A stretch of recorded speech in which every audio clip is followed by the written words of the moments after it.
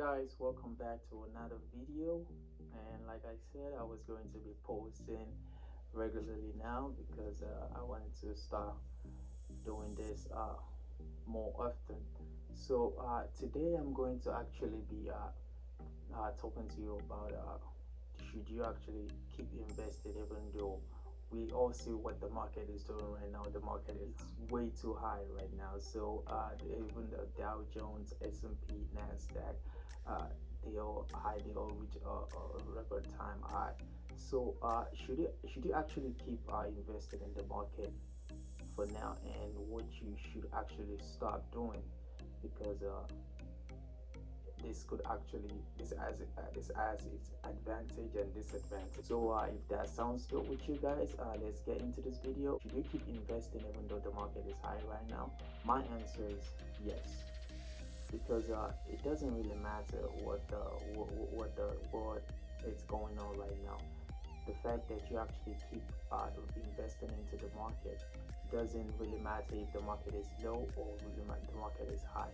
If you consistently keep investing into the market, at the end of the day, when you want to get your profit out, you're actually going to have more money than the person who's actually trying to time the market.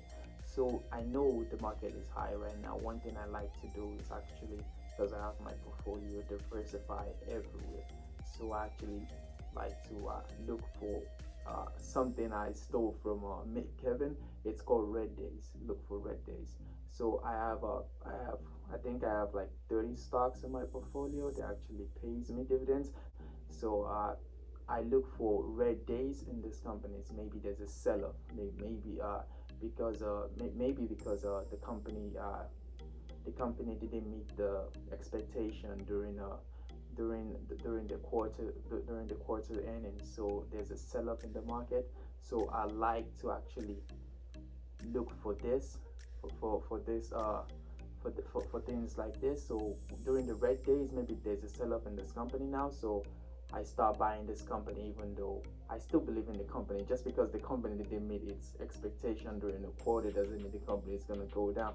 So if I still believe in this company, I start loading up heavily on this company, even especially when it's down below its fair value, which for you who actually upgraded maybe on your brokerage, it's going to tell you the fair value of the company. But at the same time, sometimes they might be wrong. But so you should actually do your own research yourself and see what you're willing to pay for the price of this company. But at the same time, you got to look at it in the long term, because the price a company is worth today, it's not going to be the same when the company is still around in 20 years from now. So it doesn't really matter what price you buy it at. So as long as you're under the company for a long time, it doesn't really matter what price you buy the company at. So you should just keep investing into the company. So next, this is actually really important: pay down your margin. If you ask me what margins are actually money a brokerage actually lend you to buy stock, maybe during a market downturn. So these are it's like borrowing money basically from the brokerage. So brokerage actually they are going to give you the money, but you're going to be paying interest on the money monthly if you don't pay the money back. So if you actually acquired some margin from maybe during last year downturn during the pandemic and the market crashed, so start paying this this margin down, maybe down to 10%, because me personally, I don't really like margin, but sometimes I've used margin because maybe I'm waiting for a deposit to come into my account so I could transfer into Robinhood, but I couldn't wait because there's a sell-off in the market and I have to buy that stock. So I used margin, maybe, but I always make sure I'm not paying too much on margin and I'm not using above 10%. So my rule is, even though they say 10% is the best, don't go above 10%. For me, saying 10% means I have to stay on 10%. So now I have to think about it. I don't want to borrow 10% of margin. Maybe I want to borrow 2%. So you don't actually have to go through 10%, because now you got to start working hard, because you don't want to sell your stocks. Got to start working hard to pay that 10% back. You could just borrow just a little bit. Just a little bit is okay. Don't go too crazy on margin, because one thing about brokerage is, once the market goes downturn, when there's a downturn again, you're gonna be on margin call, and they don't really care if you actually they don't really care if you actually, oh, you're gonna pay them at this time. The moment they're about to lose their money, they're gonna sell all your stock.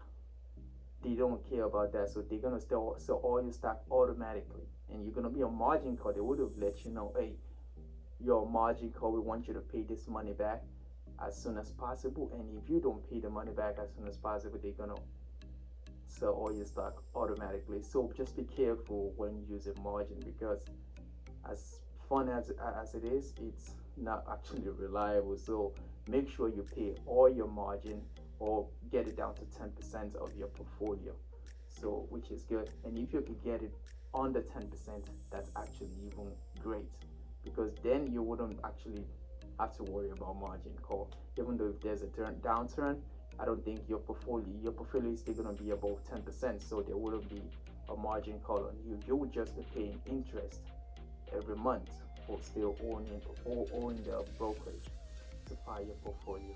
I don't know how much I have to stress this, but I see a lot of people. I even read a lot of people who talked about, oh yeah, during the whole, I only own one stock.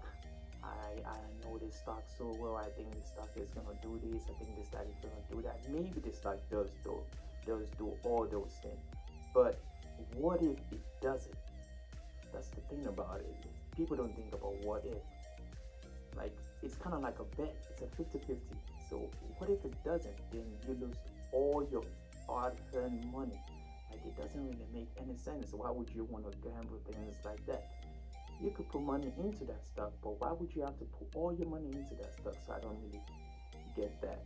Like, for example, during the whole Tesla, before this is a pre-split, before the split, I actually knew about Tesla. I was actually told to buy Tesla by one of my financial advisor. Actually work at this institution. But this is gonna be in another video. I'm gonna actually talk about the whole Tesla thing in another video. But let's say before the pre-split, there was a whole, you had, let's say, $100,000 in Tesla, in that one stock, and you don't own nothing else. But you heard on YouTube, because everybody was saying, buy Tesla, buy Tesla, buy Tesla, buy Tesla, buy Tesla. This is gonna be big. This is gonna be big. But at the same time, these people who are actually talking about buy Tesla, they're not showing you their own portfolio. They're not showing how diversified they are. So they're not putting all their egg into one basket. So if you have, let's say, 1,000 to spend to start investing with, and before the pre-split again, and Tesla was at maybe $300, you don't actually have to put the whole 1,000 into Tesla. You could just put maybe 10% of that money into Tesla, or maybe buy $300 worth of Tesla.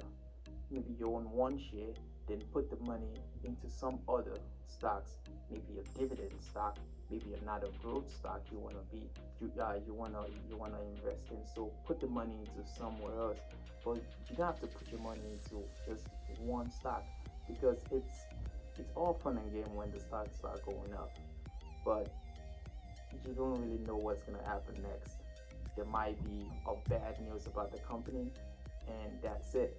It takes just one big thing to mess up the whole thing. Then now you gotta worry about, oh yeah, I gotta sell this thing fast. Maybe the company is probably gonna go back up. Maybe the stock is gonna go back up in the next few weeks. But now you're worried about, I'm losing my money. I gotta sell the whole thing.